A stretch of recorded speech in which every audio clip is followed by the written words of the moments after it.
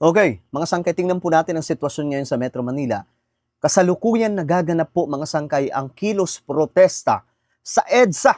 At eto mga sangkay, yung pinakabagong update ngayon, naka-red alert na rin daw po yung mga sundalo ngayon sa buong Metro Manila. So ano na nga bang nangyayari? Nagkakagulo na ba doon ngayon mga sangkay? Pag-usapan po natin ito. Anyway, sa mga hindi pa po dyan nakakapag-subscribe sa ating YouTube channel, makikita nyo po yung subscribe button sa baba ng video na to.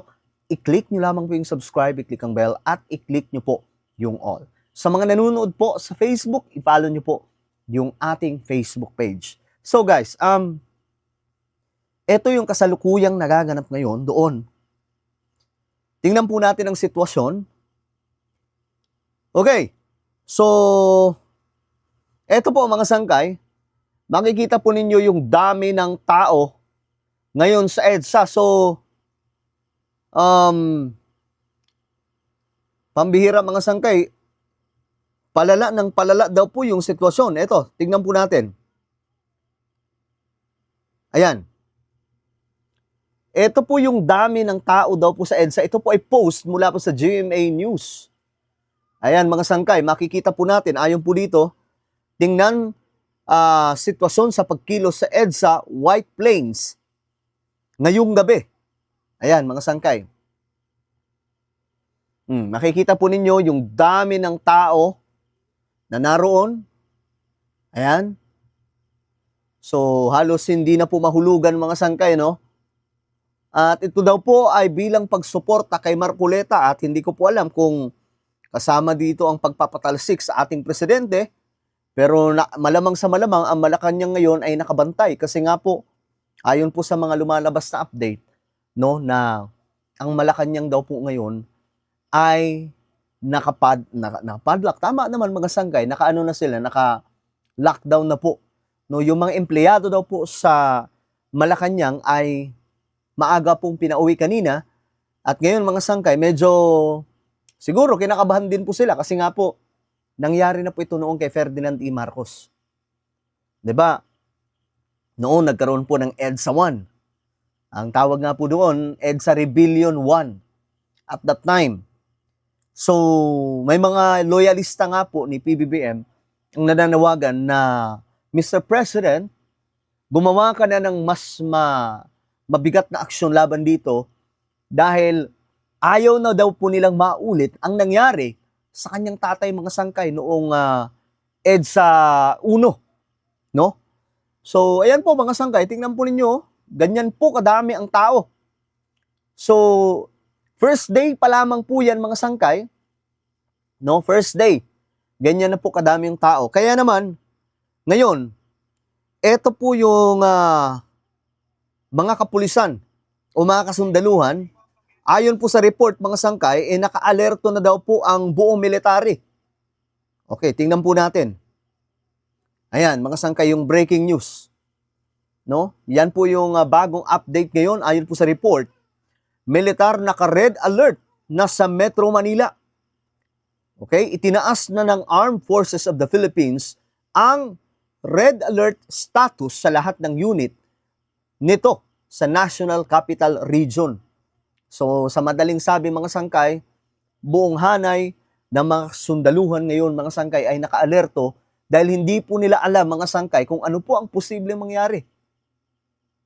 Bagamat minamaliit po ito ni Senator Lacson, pero alam po natin ang kapangyarihan mga sangkay ng taong bayan, kaya pong magpalayas ng kahit kasino yan mga sangkay. Kaya nga po, may mga panawagan na po ng mga loyalista na gumawa na daw po ang ating presidente ng hakbang para po mapaalis ang mga tao sa EDSA. Kaya nga lang mga sangkay, medyo delikado din po kasi kung titingnan po ninyo ang picture, no?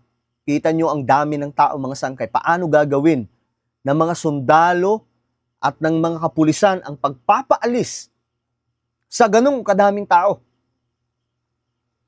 No? Paano? May mga iba nagsasuggest na mag-declare na po ng martial law. Kaya nga lang mga sangkay, medyo alanganin na po din po yun. Kung magdideklara ng martial law, nandun na po yung mga tao. No? Kung magdideclare ng martial law, mas delikado. Kasi nga po, baka may mga iba nagsasabi na may mga mag-aaklas daw po sa hanay ng mga militar. Yun po yung mga agam-agam lamang po ng ibang mga sangkay, no? Pero ayun na nga po, naway mga mapagtagumpayan ito ng administrasyon ngayon. Kasi nga po, malaking banta ito ngayon sa kanyang administrasyon ni PBBM. Okay, ayon po kay AFP Public Affairs Office Chief Colonel Trinidad, paraan ito upang matiyak ang operational readiness ng militar. Ayon po ito mga sangkay sa tagapagsalita, mga sangkay ng AFP Public Affairs, no? Itong pag-red alert ngayon mga sangkay ng mga militar sa Metro Manila. Kaya nakita ko nga kanina mga sangkay yung mga daraanan po sa EDSA, yung malapit po sa Malacanang, pinuno na po yun mga sangkay ng napakaraming mga harang, no? Pinalibutan na po talaga. So, ibig sabihin mga sangkay, nasa delikado po ang sitwasyon. Sabi po dito, ni Trinidad, ayan po mga sangkay, yan. This standard measure keeps AFP personnel and assets prepared to support civil authorities when requested in accordance with the Constitution, existing laws, and established procedures.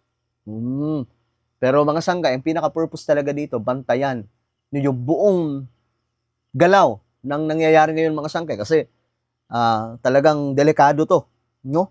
Hindi natin alam mga sangkay kung baka mamaya bigla pong sumugod sa Malacanang at kung ano po ang mangyayari mga sangkay. So talagang matindi itong nangyayari ngayon, no? At